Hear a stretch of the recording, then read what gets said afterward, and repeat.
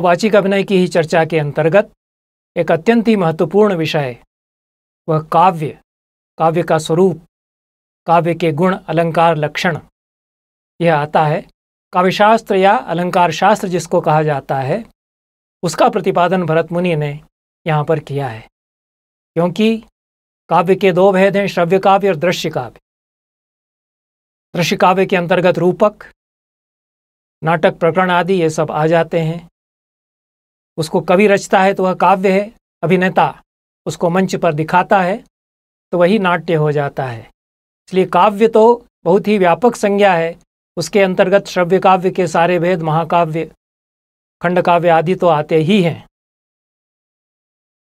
रूपक के भी सारे भेद काव्य के अंतर्गत आ जाते हैं। इसलिए काव्य को समझना बहुत आवश्यक है, क्योंकि अभिनेता जिसका अभिनय करता है वाचिक अभिनय के अंतर्गत पाठ्य अंश, वह तो काव्य ही है।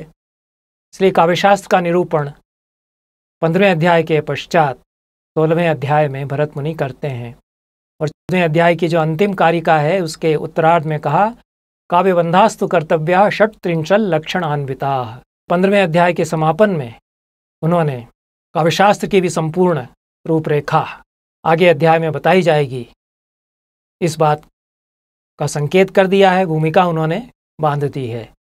इसलिए काव्यबंध क्या है, कविता के बंध कैसे बनते हैं, छंदस शास्त्र में छंद कैसे बनते हैं, कौन कौन से छंद होते हैं, षड्विंशति जो छंदस हैं उनसे वृत्त कितने कितने निकलते हैं काव्य के, यह बताया।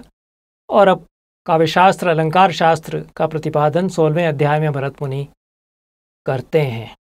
यह बहुत ही महत्वपूर्ण विषय है, जिस प्रकार से कि छंदशास्त्र का प्राचीनतम प्रतिपादन पिंगल सूत्र के पश्चात नाट्यशास्त्र में हमको मिलता है, उसी प्रकार से काव्यशास्त्र का भी सबसे प्राचीन प्रामाणिक प्रतिपादन सर्वांगीण रूप में भरत मुनि के नाट्यशास्त्र में 16वें अध्याय में मिलता है। नाट्यशास्त्र कितना महत्वपूर्ण ग्रंथ है, छंदशास्त्र संपूर्ण उसमें हमको प्राप्त होता है। अलंकार शास्त्र की तो ऐसी उसमें रूपरेखा बता दी गई है कि 2000 वर्षों तक जितना भी हमारा काव्यशास्त्रीय चिंतन हुआ, उसमें सर्वत्र भरत मुनि को प्रमाण मान करके नाट्यशास्त्र में जितना उन्होंने काव्यशास्त्र बताया, उसी के आधार पर काव्यशास्त्र का चिंतन होता रहा। बड़े बड़े आचार्य इसमें हुए, पर उन सब का प्रवर्तन प्रेरक भरत मुनि, उन सब का प्रवर्तन करने वाले, उन सब के आद्य आचार्य भरत मुनि हैं। 16वें अध्याय में 4 प्रमुख विषय भरत मुनि ने काव्य संबंधी बताए। एक तो काव्य लक्षण, फिर काव्य के अलंकार, फिर काव्य के दोष और काव्य गुण।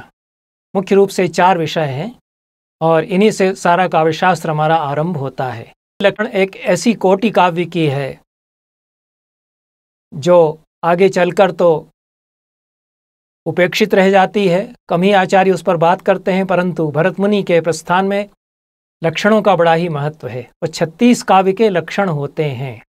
यह भरत मुनि का लक्षण सिद्धांत है। यह काव्यशास्त्र का एक बहुत ही महत्वपूर्ण प्रस्थान था, लक्षण प्रस्थान।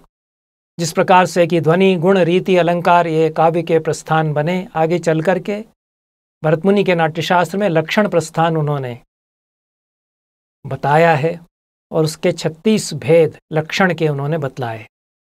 16वें अध्याय के प्रथम से लगाकर चतुर्थ श्लोकों तक 4 कारिकाओं में इन 36 लक्षणों के नाम गिनाए गए हैं। इनको हम त्वरित पाठ इनका कर लेते हैं, जिससे कि नाम कुछ ध्यान में रहेंगे। नामों में ही लक्षण भी है, इसलिए लक्षण का लक्षण, लक्षणों के जो भेद हैं उनका लक्षण या परिभाषा विस्तार से बताने की आवश्यकता नहीं है। यद्यपि भरत मुनि ने इनको परिभाषित किया है। लक्षण के जो कोटियां हैं, लक्षणों के जो भेद हैं, उनके लक्षण भी उन्होंने बताए हैं।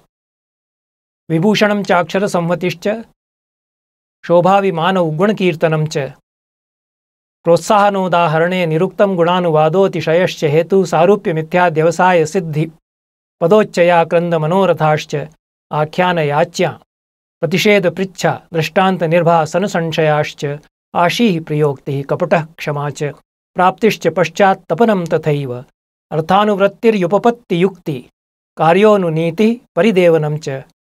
इतने लक्षण 3 कारिकाओं में गिनाए 16वें अध्याय के आरंभ में ये नाम है। और चौथी कारिका में कहा षट्त्रिंशदेतानि ही लक्षणानि, ये 36 षट्त्रिंशत या 36 लक्षण कहे गए। 36 की संख्या का भी नाट्यशास्त्र में बहुत महत्व है। षट्त्रिंशत अध्यायी ही नाट्यशास्त्र को कहा गया है। षट्त्रिंशत अध्यायी संहिता, यह इसका एक दूसरा नाम मिलता है। 36 अध्यायों वाला यह संग्रह ग्रंथ है और 36 तत्व शैव दर्शन में होते हैं। उनके अनुसार अभिनवगुप्त ने संपूर्ण नाट्यशास्त्र की व्याख्या भी की है। सृष्टि के 36 तत्व हैं और उन्हीं से नाट्य भी बनता है इसी सृष्टि में। इस प्रकार से काव्य का जो विश्व है, जिस प्रकार से यह विश्व 36 तत्वों से बनता है, उसी प्रकार जो काव्य का संसार है, काव्य का जो विश्व है, वह भी 36 लक्षणों से बनता है। तो संसार में जो कुछ हम देखते हैं वही काव्य में भी होता है, लेकिन अन्य रूप में हमको काव्य में वह चित्रित मिलता है। इसलिए संख्या तो वही रखी और नाम अलग अलग, क्योंकि यहाँ भूषण सम्मित ये हो जाते हैं। संसार में जो हम भाव हैं, अनुभव करते हैं, वे भूषण सम्मित नहीं होते हैं। इसलिए कहा कि ये तो कविता के अलंकार हैं, अलंकरण करने वाले हैं। अलंकार आगे चल करके बताएंगे, वो एक अलग विषय है, उसका स्वरूप अलग है। और इनको भूषण कहा है कि संपूर्ण कविता का सौंदर्य वर्धक, कविता के सौंदर्य के धर्म हैं, ऐसा। और भावार्थगत इनको कहा है कि भाव और अर्थ में ये रहते हैं। यह भी महत्वपूर्ण बात है। तो भरत मुनि ने तो लक्षणों का सामान्य लक्षण करते हुए यही कहा, ये भूषण सम्मित हैं और भावार्थगत हैं। कविता का जो भाव है, रसभाव आदि, उसमें ये निहित हैं, अर्थ में ये निहित हैं, वाक्यार्थ में निहित हैं। इस प्रकार से उन्होंने लक्षण का स्वरूप भी बता दिया, 36 भेद भी उसके गिना दिए। अब चूंकि भरत मुनि ने भावार्थगत इनको कहा है, इससे हम ये समझ सकते हैं कि कविता की जो संरचना है उसके ये अंग हैं, ये उसके आभ्यंतर अंग हैं। शेष जो अंग आगे चल करके कविता के, काव्य के बताएंगे, गुण अलंकार आदि, वो उतने आभ्यंतर नहीं हैं। इतना तो मोटे तौर पर लक्षण, गुण और अलंकार में अंतर समझा जा सकता है। तो भावार्थगत होने से अलंकार और गुण आदि से ये विलक्षण हैं। और इसकी व्याख्या करते हुए अभिनवगुप्त कहते हैं कि लक्षण तो काव्य के शरीर ही हैं। और जिस प्रकार से कि कोई भवन है, बिल्डिंग है, उसमें एक भूमि होती है, नींव होती है, तो ये छंदो विधान है। पिछले व्याख्यान में जिसकी हम चर्चा कर चुके हैं, 14वें 15वें व्याख्यानों, 14वें 15वें अध्यायों में जो भरत मुनि बता चुके हैं, वह तो छंदो विधान तो भूमि है, फाउंडेशन है। और वृत्त, उस छंदस के आधार पर जो अलग अलग वृत्त बनते हैं, उनकी भी चर्चा हमने पिछले व्याख्यान में की है। तो उसमें वृत्त जो है उसका क्षेत्र परिग्रह है, वो एक तरह से मैपिंग करते हैं, नक्शा उसका बनाते हैं। और लक्षण इसकी भित्ति है। यह जो काव्य का प्रासाद है, कविता का जो राजमहल है, भवन है, उसमें लक्षण भित्ति स्थानीय है, ऐसा अभिनवगुप्त कहते हैं। तो भित्त के बिना तो भवन होगा ही नहीं, भित्ति के बिना। तो लक्षण उसके भित्ति स्थानीय हैं।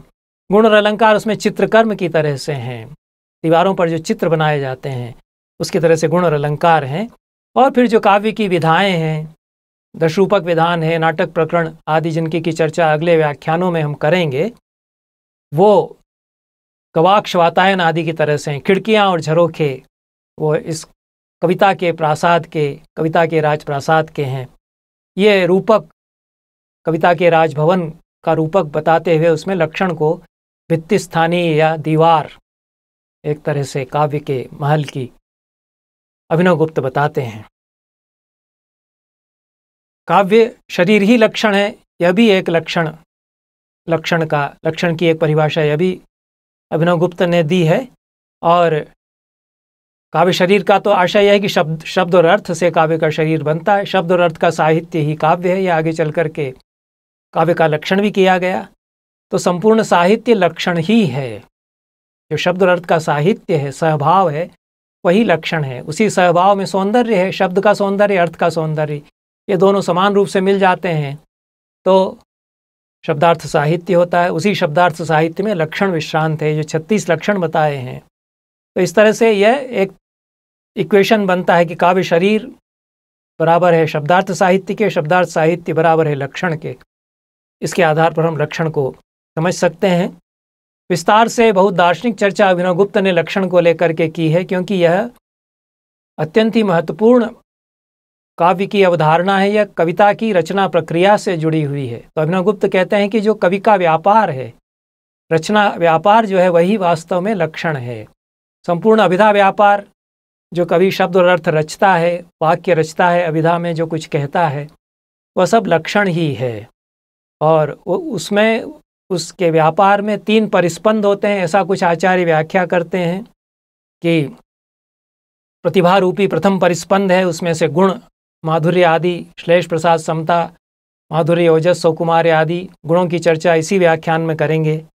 तो कविता का जो पहला स्फुरण है, पहला वाइब्रेशन है, उसमें ये गुण बनते हैं। फिर दूसरा जो परिस्पंद है, उसमें अलंकार बनते हैं, क्योंकि गुणों में तो वस्तु कुछ भाषित होती है। अब उस वस्तु को स्पष्ट करने के लिए कौन से शब्द और अर्थ में चुनूं, उपमाएं आदि चुनूं, ये दूसरे परिस्पंद में अलंकार आते हैं। और तृतीय परिस्पंद में फिर शब्द और अर्थ का संपूर्ण साहित्य, संघटना बन जाती है। यह भी कुछ आचार्यों का मत है। अभिनवगुप्त ने कहा कि इस प्रकार से 3 अलग अलग परिस्पंद नहीं होते, क्योंकि अभिधा व्यापार एक अखंड व्यापार है और उसी में सारे लक्षण समाहित होते हैं। इस प्रकार से लक्षण की चर्चा विस्तार से अभिनवगुप्त ने जो की है, और संपूर्ण काव्य सौंदर्य ही लक्षण है, यह भी कह सकते हैं। काव्य की संपूर्ण संरचना, उसका सौंदर्य, यह लक्षण है। यह अभिनवगुप्त की दृष्टि से हम कह सकते हैं। यदि इसका सरल उदाहरण लें तो हम यह कह सकते हैं कि सुंदरी के नेत्रों का विशाल होना, यह जो विशालता है, लक्षण है नेत्रों का, और उसमें काजल आदि लगाना, ये अलंकार। तो इस प्रकार से लक्षण, अलंकार और गुणों में अंतर कर सकते हैं। अग्नि का धर्म उष्णता है, उसमें उष्णता रहती है, दाहकता रहती है, तो यह उसका लक्षण एक तरह से है। काव्य में जो उसकी अपनी पहचान बनाते हैं जो तत्व, वो उसके लक्षण हैं। उससे निकलने वाले, उससे जुड़ी हुई जो अन्य कोटियां हैं, लक्षण यदि है तो बाकी गुण और अलंकार भी अनिवार्यता आएंगे ही उससे जुड़ करके। इसलिए बाहरी तो वास्तव में वो भी नहीं है, क्योंकि लक्षण आंतरिक तत्व है और उसी से जुड़े हुए गुण और अलंकार होते हैं, लेकिन अपेक्षया उनको बाह्य कह सकते हैं। तो एक भीतर की संरचना काव्य की होती है, जैसे मंदिर में गर्भगृह होता है और फिर उसके बाहर जगती है, परिक्रमा स्थल है, ये सब होते हैं। तो उसी प्रकार से सबसे भीतर का तत्व लक्षण है और उसके बाहर गुण और अलंकार आदि इस कविता के मंदिर में, कविता के प्रासाद में होते हैं, यह भी हम कह सकते हैं। लेकिन सभी अनिवार्य हैं। तो मंदिर में देवता है तो गर्भगृह है, और देवता है, गर्भगृह है तो परिक्रमा स्थल भी है। फिर बाहर उसमें भक्तों की पूजा के लिए बैठने का स्थान भी है, जगती भी है, सीढ़ियाँ भी हैं। ये सभी मंदिर में तो ये सभी अनिवार्य हैं। किसी एक को हटा लेंगे तो मंदिर खंडित होगा। तो इसलिए उसकी संपूर्ण संरचना के तो सभी अंग हैं, लेकिन सबसे अंदरूनी अंग लक्षण है, यह भी हम कह सकते हैं। इस प्रकार से लक्षणों का स्वरूप हमने देखा। और अब जो 36 लक्षण हैं, उनमें एक एक के भरत मुनि ने परिभाषाएं एक एक की दी हैं, एक एक का लक्षण किया है। नाम तो हमने पढ़ ही लिए, और इसमें बहुत विस्तार नहीं करेंगे, क्योंकि नाम से उनका लक्षण भी विदित हो जाता है। लेकिन संक्षेप में जो लक्षणों के 36 के भरत मुनि ने लक्षण बताए हैं, वो उनको हम पढ़ लेंगे। और उदाहरण भी सबके बताने की आवश्यकता नहीं है, क्योंकि कविता पढ़ते हुए हमको आभासित होते हैं कि यह तो कविता में होता ही है, क्योंकि कविता में अनिवार्य घटक ये हैं। तो अलंकारेर गुणैश्चैव बहुवी समलंकृतम भूषणैरिव विन्यस्तैस्तद्भूषणम् इति स्मृतम। एक ऐसा तत्व है जिसके लिए सारे अलंकार और गुण आते हैं, सारे अलंकार और गुण उसी को अलंकृत करते हैं। तो वह तत्व जो है भूषण या विभूषण उसको कहा। पहला लक्षण ही विभूषण है, यह उसका लक्षण दिया। और अक्षर संघात, सुंदर अक्षरों की जमावट, मामा मानद माति मामलमिति क्षामाक्षरोल्लापिनी, अटक अटक करके बोलती है प्रेमिका, उसके अनुरूप जमावट अक्षर संघात बनाया है। यत्राल विचित्रमुपवर्ण्यते तमप्यक्षर संघातम विद्या लक्षण संगीतम। थोड़े से अक्षरों के द्वारा विचित्र चित्र खड़ा कर दिया जाए, संश्लिष्ट चित्र खड़ा कर दिया जाए तो वह अक्षर संघात होता है। शोभा तीसरा है। सिद्धैरर्थैः समं कृत्वा यसिद्धोऽर्थः प्रसाद्यते यत्र श्लक्षण विचित्रार्थः स शोभेत्यभिधीयते। सिद्ध अर्थों के द्वारा उसके साथ साथ असिद्ध अर्थ को भी बताया जाए तो, और वैचित्र्य और सौंदर्य तो रहेगा ही। तो वैचित्र्य और सौंदर्य तो सारे ही लक्षणों में रहता ही है, लेकिन बातचीत में भी हम जिस प्रकार से एक बात को सिद्ध करते हुए कुछ एक ऐसा दूसरा विषय भी ले लेते हैं जो कि उसके साथ जुड़ जाता है और वास्तव में वो सिद्ध नहीं होता है। उदाहरण से ये समझ में आ जाएगा कि अभिनवगुप्त ने इसका उदाहरण दिया है अभिज्ञान शाकुंतल में। सेनापति राजा को मृगया के गुण बताता है, तो मृगया में तो दोष सभी जानते हैं, ये तो असिद्ध बात है कि मृगया में बड़े गुण हैं। मनु ने बताया है कि मृगयाक्षो दिवा स्वप्न, मृगया तो पहला दोष है मनुष्य के चरित्र का, शिकार खेलने का शौक होना, व्यसन होना। लेकिन दुष्यंत वन में आया हुआ है, सेनापति चाहता है कि महाराज निकलें, थोड़ा घूमें फिरें, प्राणियों का शिकार करें, तो वह उकसाता है और विदूषक मना कर रहा है। विदूषक थक गया है कि अब हमें नहीं जाना मृगया पर, तो मृगया की बुराई करता है। सेनापति कहता है कि मृगया बुरी चीज़ नहीं है, बहुत अच्छी चीज़ है। तो असिद्ध अर्थ को सिद्ध करने लगता है, वो सिद्ध करता है युक्तियों से। तो सही बात, उसकी एक एक बात सही भी है। मेदश्चेद कृशोदरम लघुभवत्युत्थान योग्यम वपु सत्वानामपि चित्त विक्रिया लक्ष्यते इत्यादि वह कहता है कि मैदा इससे छट जाता है, फैट छट जाता है इससे, क्योंकि दौड़ भाग करता है आदमी, भागता है, शरसंधान करता है प्राणियों का वध करने के लिए। तो वैसे तो पर्यावरण के लिए क्षति करती है, इसमें हिंसा होती है, ये सब बुराइयां हैं। लेकिन सेनापति युद्ध प्रेमी है तो वह कहता है कि इसमें देह छट जाता है, मैदा छट जाता है, हल्का हो जाता है शरीर, और वन्य के पशुओं का स्वभाव समझ में आता है कि कौन पशु कैसा होता है, कैसे भागता है, ये सब अध्ययन करने को मिलता है। बड़े गुण हैं मृगया के। तो सिद्ध अर्थों के साथ असिद्ध चीज़ को भी सही साबित कर देता है। सिद्ध वस्तु क्या है कि व्यायाम करने से मेद छटता है, और प्राणियों को यदि देखेंगे वन में तो उनके स्वभाव का ज्ञान होगा, उन्हीं को लागू कर देता है। मृगया की अच्छाई बताने के लिए असिद्ध जो बात है, जो कि वास्तव में बहुत अच्छी बात नहीं है, उसको अच्छी साबित करने के लिए कुछ सिद्ध अर्थों को उस पर विनियोजित कर देता है। ये शोभा, एक अलग ही अर्थ शोभा का लक्षण के रूप में भरत मुनि में है। इसके आगे नाम से ही लक्षण विदित होंगे। चौथा ये अभिमान लक्षण है। तो कोई बहुत युक्तियों का प्रतिपादन विश्वास के साथ में करता है तो अभिमान हो जाता है। उसके बाद गुण कीर्तन है, किसी के गुणों का वर्णन करना। स्तोत्र काव्य में सारे स्तोत्र काव्य गुण कीर्तन ही हुआ करते हैं। राजाओं की स्तुति में कवि पद्य लिखते हैं, वो सब गुण कीर्तन होते हैं। तो कविता में ये तो अनिवार्य रूप से आता ही है। नायक है, उसकी प्रशंसा होगी। महाकाव्य होगा तो किसी नगरी की प्रशंसा करेंगे जिसमें राजा राज्य करते हैं, फिर राजा की प्रशंसा करेंगे।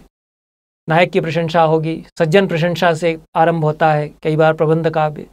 तो गुण कीर्तन अनिवार्य तत्व है सारी कविताओं का, यह भी एक लक्षण के अंतर्गत गिना गया। प्रोत्साहन, सारे काव्यों में प्रोत्साहन होता ही है। उत्साहजनक स्पष्ट शब्दों के द्वारा किसी को अच्छे कार्य में प्रेरित किया जाए, और उपमा बताते हुए, उदाहरण देते हुए कि जिस तरह से इसको ऐसा मिलता है इत्यादि, और प्रसिद्ध उदाहरण देते हुए, तो प्रोत्साहन नाम का लक्षण हुआ करता है। और उदाहरण उसी से मिलता जुलता है कि एक बात को साबित करने के लिए कुछ और दूसरे शब्दों का उपादान किया जाए, और अनुक्त बातें उससे अपने आप सिद्ध हो जाएं, तो वह उदाहरण होता है। और निरुक्त उसके आगे का लक्षण है। निरुक्त हम सभी जानते हैं, यास का निरुक्त ग्रंथ भी है, एटिमोलॉजी इसको कहते हैं।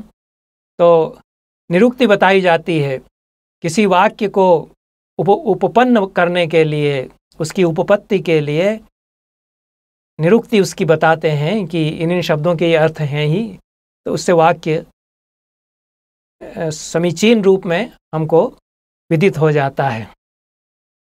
इस प्रकार से दो प्रकार का निरुक्ति इन्होंने बताया कि तथ्य परक हो और अतथ्य परक भी हो सकता है। ऐसी भी निरुक्ति हो सकती है जो कि सही है, और कई बार निरुक्ति हम करते हैं कुछ कल्पना करके। क्षतात् किलत् त्रायत इत्युदग्रह क्षत्रस्य शब्दो भुवनेषु रूढ़, कालिदास ने कह दिया। बहुत ही उपपन्न है, सही बात है कि जो दूसरों को क्षति से बचाता है, संकट से बचाता है, वह क्षत्रिय है। लेकिन धातु से वो निकलेगा या नहीं, यह तो व्याकरण बताएगा। लेकिन कालिदास ने उसको सिद्ध कर दिया है और सही उनका एक तरह से निरुक्त है, भले ही व्याकरण से उपपन्न होता हो या ना होता हो। तो इस तरह से तथ्य भी हो सकता है, अतथ्य भी हो सकता है।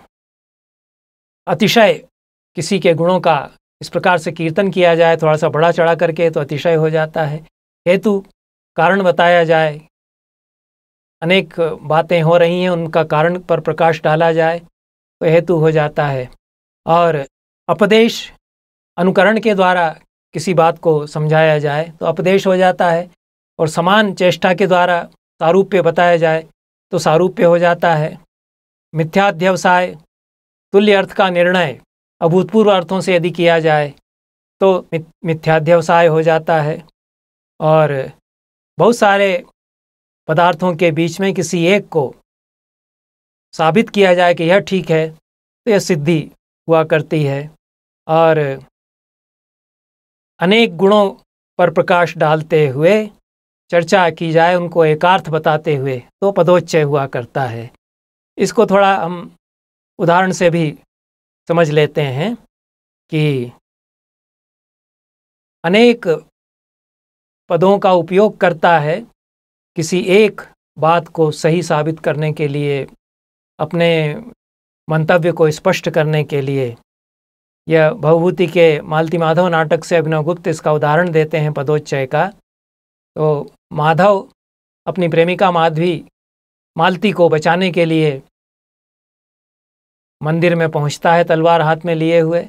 अघोरघंट जो कापालिक है वह उसकी बलि देने वाला है। तो माधव उसको चुनौती देते हुए कहता है कि इस संसार को तुम निस्सार क्यों बनाने जा रहे हो, इसी अपूर्व सुंदरी मेरी प्रेमिका का वध करके। तो ये एक बात है, इसके लिए पदोच्चय बहुत सुंदर खड़ा किया गया है। असारम संसारम परिमुषित रत्नम त्रिभुवनम निरालोकम लोकम जन नयन निर्माण मकलम जन नयन निर्माण मफलम अदर्पम कंदर्पम मरण शरणम बांधव जनम जगज्जीर्णारण्यम कथमसि विधातुम व्यवसितः। यह शिखरणी छंद के द्वारा सुंदर बंध पदोच्चय बनाया। इससे क्या क्या अनर्थ हो जाएगा वो सब एक साथ कर दिया। संसार निस्सार हो जाएगा, त्रिभुवन का रत्न छीन लिया जाएगा, लोक निरालोक हो जाएगा, संसार में अंधेरा हो जाएगा, आँखों के निर्माण का फल ही समाप्त हो जाएगा। आँखें जिसको देखने के लिए बनाई गई हैं वही नहीं रहेगी, कंदर्प अदर्प हो जाएगा, बंधुजन इसके मरण शरण हो जाएंगे, जगत जीर्णारण्य हो जाएगा। इतना पदोच्चय करते हैं एक ही बात को सिद्ध करने के लिए कि मालती का वध कितना घृणित कार्य है। तो इसके लिए यह पदोच्चय कहलाया। गुणों का बहुत सारे एकत्रीकरण करके वर्णन करते हैं। अपने भाव की अभिव्यक्ति करते हुए कुछ तीव्र स्वर में बोलता है तो आक्रंद हो जाता है। नाटकों की दृष्टि से लक्षण बताए गए हैं। नाटकों में तेजी से पुकारता है, आह्वान करता है, व्याकुल आह्वान करता है, आक्रंद के प्रसंग आते ही हैं। मनोरथ उसका अगला लक्षण है। अपने हृदय के भाव को बहुत स्पष्ट रूप में व्यक्त करता है अन्यापदेश के द्वारा। कोई पात्र तो मनोरथ हो जाता है। मनोरथ का यहाँ इच्छा से अर्थ नहीं है, कुछ छिपा करके अपने मन की अभिप्राय को बताता है कोई पात्र। इसको स्पष्ट करने के लिए भी उदाहरण एक ले लेते हैं। यह प्राकृत की गाथा अभिनव गुप्त ने इसके उदाहरण में दी है। कोई प्रौढ़ा वयस्क स्त्री किसी नवयुवक को जो कि थोड़ा सा कम समझ वाला है उसको समझाते हुए कहती है कि इस निर्गंध दुरारोह पाटली की लता पर तू क्यों चढ़ना चाहता है। इस पर कितने ही लोग चढ़ने की कोशिश करके गिरे हैं। तो निगंधम दुरारोहिम पुत्त माँ पाडलिम समारूढ़ आरूढ़ निपटिया के इमीण एण का यह गामो। इस गांव में कितने ही लोगों ने इस पर आरोहण करने का प्रयास किया और मुंह के बल गिरे हैं। तो पाटली लता ऐसी होती है, तुरधिरोह होती है, उस पर चढ़ना कठिन होता है। तो ऐसा तू साहस मत कर, इसके द्वारा वह संकेत कर रही है कि जिस स्त्री के प्रपंच में तू पड़ गया है वह कई लोगों को छका चुकी है, कई लोगों को मूर्ख बना चुकी है, और तू तो वैसे ही बहुत भोला है, तो इसको तू समझ जा। इस गूढ़ अभिप्राय को वह प्रकट करती है। सारा जो ध्वनि सिद्धांत है वह इसी प्रकार का, इसी पर एक तरह से खड़ा हुआ है। तो हम कह सकते हैं कि मनोरथ लक्षण के द्वारा ध्वनि सिद्धांत की, व्यंजना सिद्धांत की भी भूमिका भरत मुनि ने बताई है। अनेक अलंकार भी इन्हीं लक्षणों से निकलते हैं।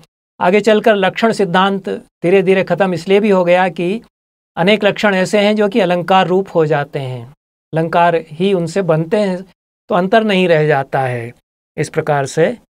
इसलिए यह लक्षण सिद्धांत आरंभ में तो बहुत ही महत्वपूर्ण सिद्धांत था, क्योंकि कविता को समझने के लिए यह एक बहुत महत्वपूर्ण कोटि थी। अगला लक्षण आख्यान है।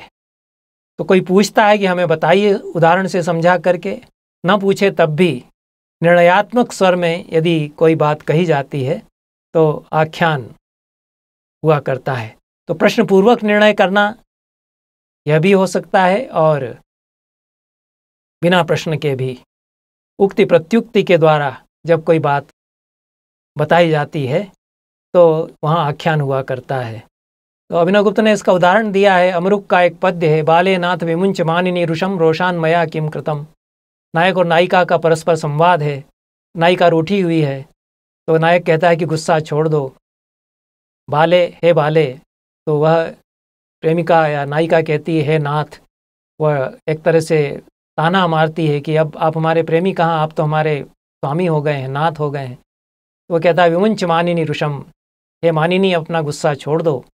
रोशान मया किम कृतम, मैंने गुस्सा करके कर ही क्या लिया। खेदोस्मासु, तुमने हमारे चित्त में दुख दिया है, तुम ऐसे रूठी हुई हो इस कारण से। नमे पराध्यति भगवान सर्वे पराधा मयी, आपका कोई कसूर नहीं है, आप दुखी मत होइए, मेरा ही कसूर है। वो इतनी ज़्यादा नाराज़ है कि वो इसी तरह से बोलती है। तो पूछने पर निर्णयात्मक स्वर में कहा जाए, न पूछे हुए कहा जाए अपनी बात अंत में, क्योंकि संवाद होता है उसमें, तुम्हारी में अब क्या रही। नास्मित्यतो रुद्यते तत्किम रोदिशि गदगते न वचसा, वह सब उस तरह से उल्टा उत्तर देती जाती है और उसको रुलाई भी फूट रही है। तो नायक पूछता है कि फिर रो क्यों रही हो, तुम तो मेरी प्रिया हो, क्यों रो रही हो फिर। तो कहती है कि मैं तुम्हारी प्रिया नहीं रही, इसी का रोना है। यही निर्णय अंत में दोनों की बातचीत से निकलता है। तो ये आख्यान के कई उदाहरण अभिनवगुप्त ने दिए हैं, और किसी की विशेषताएं भी इससे जाहिर होती हैं। याच्यां अगला लक्षण है। आरंभ में क्रोध से कुछ बातचीत की जाए और अंत में कुछ प्रसन्नता व्यक्त की जाए, प्रिय वाक्य बताया जाए, तो याच्यां हो जाता है। याच्यां का अर्थ तो वैसे मांगना होता है, लेकिन जो शाब्दिक अर्थ है उससे भिन्न ही लक्षणों के लक्षण यहाँ पर हैं। तो आरंभ में क्रोधजनक हो और अंत में प्रिय बात कही जाए। अभिनवगुप्त ने अपना एक श्लोक इसके उदाहरण में दिया है कि कुछ अप्रिय बातें कहे और अंत में वो बहुत प्रिय बात में सारा परिवसित हो जाए, तो वहाँ पर याच्यां नामक लक्षण होता है। नायिका कह रही है कि कोई बटोही, कोई पथिक घर में आया हुआ है, स्त्री घर की उससे कह रही है कि आप आगे जाएंगे तो खतरा है, कांटे ही कांटे हैं रास्ते में, जंगल है, बहुत उपद्रव है, और सूरज अस्त होने वाला है, सांझ हो चुकी, तो आप चाहें तो ठहर जाइए और रुकिए, रात को भोर होने पर चले जाइएगा। आरंभ में तो बहुत ही खतरे की बातें करती है कि आप जाएंगे तो ये होगा, जंगल है, पशु हिंसक मिल सकते हैं, और अंत में सुखकर बात कहती है कि फिर ठीक है, आपके लिए यहाँ बंदोबस्त कर देते हैं। तो ये याच्यां का लक्षण हो जाता है पूरा पद्य। भूमि कंटकिनी पुरो विटपिनः प्रायो बहुपद्रवाः भूयश्चैष दिवाकरो मृगयते संध्यांगना संगमम तद्विश्रम्य जनोय मत्र सदने ग्राम्योचितं सेवतां प्रातः पांथ विचार्य चेतसि चिरम स्थातासि गंतासि वा। श्रृंगार का सुंदर पद्य है, और नायिका शुरू में डराती भी है और फिर आमंत्रित करके प्रिय बात भी कहती है। प्रतिषेध उसके नाम से ही लक्षण है कि कोई गलत काम कर रहा हो तो उसको रोका जाए। कार्येषु विपरीतेषु यदि किंचित प्रवर्तते निवार्यते च कार्यज्ञ प्रतिषेधः प्रकीर्तितः। प्रतिषेध लेकिन काव्य होना चाहिए। तो कोई शब्दों से ऐसा कह दे कि सत्य बोलो झूठ मत बोलो तो काव्य नहीं हो जाएगा। कविता में प्रतिषेध का वर्णन कवि की भाषा में होगा तो लक्षण होगा। इसीलिए बहुत महान कवि का उदाहरण अमरुक ने इसका अभिनवगुप्त ने दिया अमरुक कवि का। वो कहते हैं यह उदाहरण है उनका कि नायक परदेश जाने वाला है, घर से बाहर जा रहा है और नायिका बहुत ही व्याकुल हो गई है। वह नहीं चाहती है कि जाए, तो निषेध करना चाहती है। कैसे निषेध करती है? उस निषेध का बड़ा सुंदर प्रतिषेध का सुंदर वर्णन किया है। लग्ना नांशुक पल्लवे भुजलता न द्वार देशेर पिता। उसने नायक का दुपट्टा नहीं पकड़ा। वो बाहर जा रहा था सामान लेकर के घर से प्रवास पर, यात्रा पर, तो उसने ऐसा खींच करके उसका दुपट्टा नहीं पकड़ा और द्वार पर हाथ लगा दिया हो कि रुक जाओ, ऐसा करके अपनी बाहें रोक करके बाहों से दरवाज़ा खड़ी हो गई हो, यह भी नहीं किया। नोवा पादयुगे निपतितम, नोवा पादयुगे तया निपतितम तिष्ठेति नोक्तम वचः। पैरों पर नहीं गिरी मनाने के लिए कि मत जाइए, मैं कैसे रहूँगी, रुक जाइए, ऐसा भी शब्दों से भी नहीं कहा। और बाहर बादल घुमड़ रहे थे, देखा उसने कि पानी गिरने वाला है, उसकी आंखों से भी उसी तरह से काले केवलम अम्बुदाली मरिने गंतुम प्रवृत्ता शठा। नायक भी कुछ धूर्त था। वह बारिश के समय तो कोई जाता नहीं है, लेकिन वह कुछ बहाना करके जा रहा था और बादल बाहर घुमड़ आए। नायिका की तो आंखों में आंसू आ गए। तो तन्व्या वाष्प जलोपकल्पित नदी पूरेण रुद्ध प्रिय। यह सुंदर शब्दावली में उन्होंने कहा कि आंसुओं की ऐसी धारा उसने आंखों से बहा दी कि नायक उस धारा को पार ही नहीं कर पाया। जैसे नदी सामने आ जाए तो जो नहीं तैरना जानता है वह फिर आगे जा ही नहीं सकता। तो नायिका ने ऐसी आंसुओं की बाढ़, आंसुओं की नदी बहाई कि उसको देखते हुए फिर वो कदम आगे बढ़ा ही नहीं सका। इस प्रकार से निषेध का एक मार्मिक तरीका कवि ने वर्णित किया है। इस प्रकार से निवारण या निषेध किस प्रकार से, प्रच्छा का अर्थ पूछना होता है। और कविता में प्रच्छा कैसे होगी? यत्राकारोद्भवैर्वाक्यैर आत्मानम् अथवा परम पृच्छन् निवाविधत्तेर्थम सा प्रच्छेत्यभिसंगिता। आकार से, इशारे से पूछता है, वास्तव में प्रश्न नहीं। जो वास्तविक प्रश्न है उसको शब्दों से सीधे नहीं कहता। यह भी एक ध्वनि सिद्धांत या व्यंजना सिद्धांत है। उसका बहुत ही सुंदर एक लक्षण, यह उदाहरण है प्रच्छा नामक। तो प्रश्न में भाई कहाँ जा रहा है वैसा पूछते हैं तो ये प्रच्छा का लक्षण नहीं बनेगा काव्य में। लेकिन इसके उदाहरण जो अभिनवगुप्त ने दिया है उसमें हम देखते हैं कि वेणी संहार नाटक में कोई दूत अश्वत्थामा को बताता है कि तुम्हारे पिताजी नहीं रहे, द्रोणाचार्य का वध कर दिया गया। तो अश्वत्थामा तो मूर्छित हो जाता है, विलाप करता है। फिर पूछता है कि वो कैसे, किसने उनका वध किया। तो शब्दों से ऐसा तो पूछ ही नहीं सकता है कि किसने मेरे पिताजी को मारा। तो जिन शब्दों में पूछता है वह प्रच्छा का उदाहरण बनते हैं। किम भीमाद गुरुदक्षिणाम गुरुगदात भीम प्रिय प्राप्तवान। मेरे पिताजी को भीम पर बहुत स्नेह था, तो अपने शिष्य से गदा के द्वारा क्या उनको गुरु दक्षिणा मिली, यह प्रश्न करता है। आशय यह है कि क्या गदा तेजी से चला दी भीमसेन ने उनके ऊपर, उसमें उनका उसके द्वारा वध हो गया। और क्या अर्जुन ने अपना धनुर्वेद का पूरा कौशल जो उन्हीं से उसने सीखा वह उनके ऊपर उसने लागू कर दिया। इस तरह से तो वध कैसे हुआ, किसने किया, यह न पूछ करके क्या भीमसेन से गुरु दक्षिणा उनको मिल गई, क्या अर्जुन जैसे धनुर्धर ने अपना सारा कौशल उन पर खर्च कर दिया, यह सब वह प्रश्न करता है। तो ये प्रच्छा का उदाहरण बन जाता है। दृष्टांत भी उसके नाम से ही उसका स्वरूप जाना जा सकता है। और निदर्शन के द्वारा किसी के स्वरूप को बताया जाए तो यह दृष्टांत हो जाता है। निदर्शना अलंकार भी होता है, आगे चल के कई लक्षण अलंकारों में परिणत भी होते ही हैं। तो यह जो ऐसा करेगा वह उसको ऐसा करने की तरह होगा, इस तरह से यदि कहा जाए तो दृष्टांत हो जाएगा। तो यह श्लोक जो अभिनवगुप्त ने इसके उदाहरण में दिया है उसमें कहा है कि जो दुष्टों की संगत करता है वह मानो हलाहल को चाटता है जिह्वा से और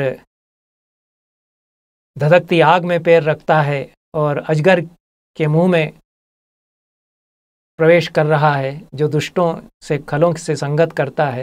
ये दृष्टांत दे करके दुष्टों की संगत कितनी बुरी है यह बताया गया है। अनेक युक्तियों से, अनेक वाक्यों में अनेक युक्तियों से अनेक अर्थ साबित कर दिए जाएं तो यह निर्वासन नामक लक्षण होता है।